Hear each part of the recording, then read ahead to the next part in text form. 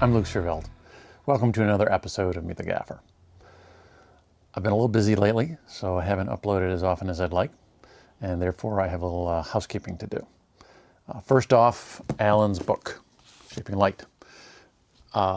It's available, and all the little printing problems they had at the beginning, I think they've been ironed out, they've been purged from the system, so it's safe to go back into the bookstore. If you wanted to pick it up, now's the time. You're going to like it. Then, from time to time, folks send me gear to review or to talk about on the show. And yeah, you know, sometimes it's really cool and I can't wait to talk about it. Other times I'm just like, meh, sort of interesting, but maybe not going to find its way into the stuff that I use. And that's kind of how I think about lights. Either, you know, it's larger, bigger, something that I can't fit in my inventory, my truck. So then I may use it when I have a bigger job and I rent a bigger truck.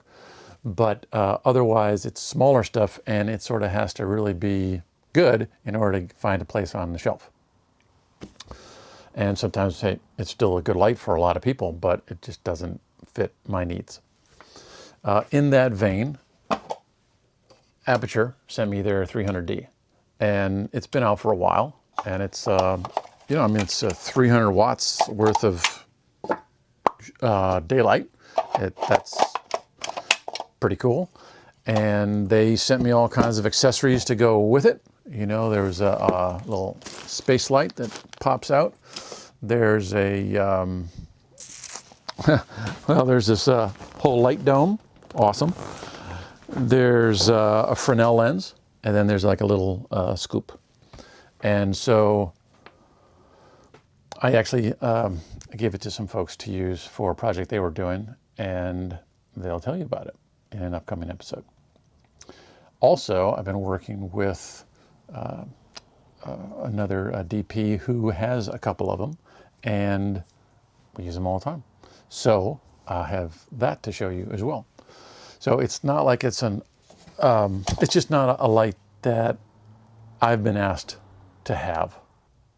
The idea, I think, is brilliant, you know, because really they're doing in an LED form what K5600 does with their jokers. You know, it has one good source, and then you can put all kinds of accessories on it. For me, the 300D is interesting, but the fans are a little much, a little loud, and also the way that the AC adapter and the controller are separate and a little clunky is just not quite ready for me yet.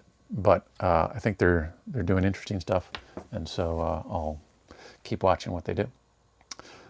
Then at about the same time as this was sent to me, I also got something from CLAR, C-L-A-R. It's a panel light. It's quite thin, and you know it's a lot of heat sinks on the back, so there's no fan. Barn doors. It's a panel light, like we've all seen, and it is Kelvin tunable, and it also has a DMX in and out. They're building their own DMX controller, so it's not quite clear how to use it. I have put it into my little system here, but you can only put it on group 0, and so then that kind of ties in with what I already have on the first channels, and so I'm a little confused as to how that all works. But interesting little light, and you'll see that in an upcoming video as well. I've actually incorporated it for the time being into my little garage setup here. So it's acting as the backlight. And then I've got two Area 48s working as the key and fill here in the garage. That's why it looks all funky in the back, because it's an actual garage. Next up, Quasar Scientific has rolled out their colored tubes, their RGB tubes, and they're wonderful. I mean, you can dial in hue, saturation, preset colors like this, it's just a very powerful little interface that they've got here. And I believe the regular crossfader tubes now also have the same interface, so you can go warm to cool, and you can add green, magenta as you need it. And of course, it's got effects as well, so you can do paparazzi, the whole bit. They're not cheap, but they're powerful. And as an anecdote, I had just picked up the 2 4-footers, and we were on a job where we were shooting in a grocery store in the produce section. And, you know, with all the misters and stuff like that, the moisture, the fluorescent fixtures get a little corroded and grody after a while. Well, there were some fluorescents underneath that were just sort of like, you know, by the kick plate of this produce section, and 2 of the tubes were out. We couldn't get them to work. And so best boy, Rick Larson, took 2 of these 4-footers with a little baling wire. He was able to put them in so that the row looked fine. And that ugly color, it was sort of like a, you know, a yellowish weird thing. He was able to dial it in. Never having seen this interface, just boom. He was able to, you know, match it to eye, and worked great. Next up, now we're moving on to gaffer tape. So generally, I don't think about it too hard. You know, comes in different colors, comes in different widths, and you know, paper versus gaffer. You basically have the tacky side and then the backing side. And so there's some where the backing is a little more rigid, and then you can pull it up more easily after you've put it down. It's also a little more expensive. And sometimes it's not quite as tacky, I think, or doesn't sort of mold around whatever you're putting it on. But I get kind of the just general grade where it's easy enough to pull off and is tacky enough for most jobs. And this is Sure tape, and it's made in the USA, North Carolina, I think. And so, you know, standard tape, right? Well, I got sent some tape from gafferpower.com. So gafferpower.com, just straight up.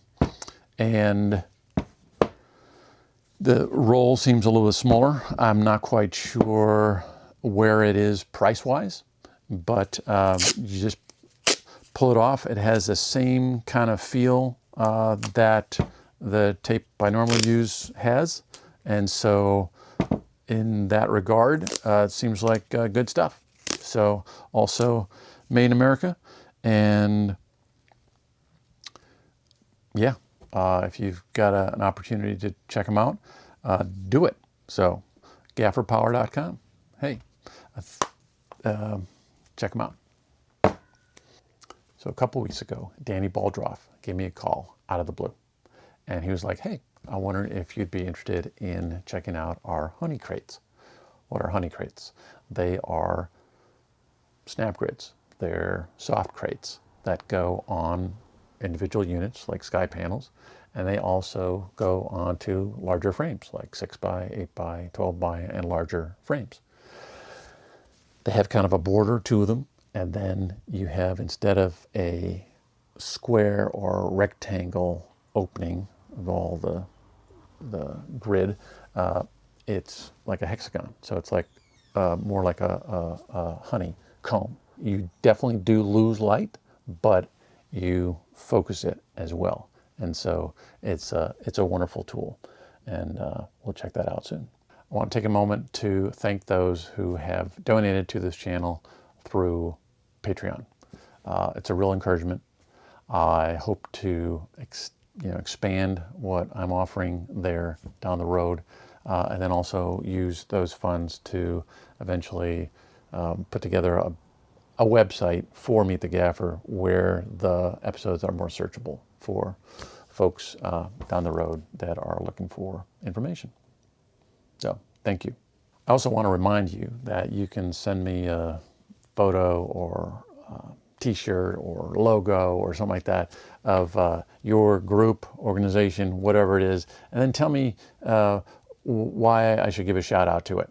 You know, we're all trying to do the same thing, make a living doing this kind of work, but what sets you apart? What's your value add?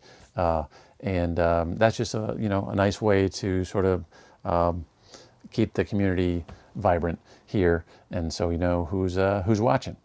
Okay, that about wraps it up. I have been working a fair amount, so there's a lot of footage out there that needs to be cut. So thanks for watching. We'll see you again next time.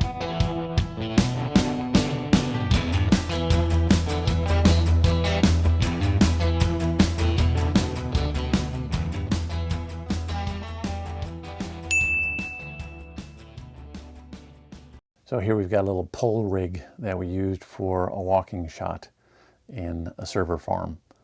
And that's a Biflex 2 Aladdin. And that's just run off a V-mount battery for, yeah, a simple shot.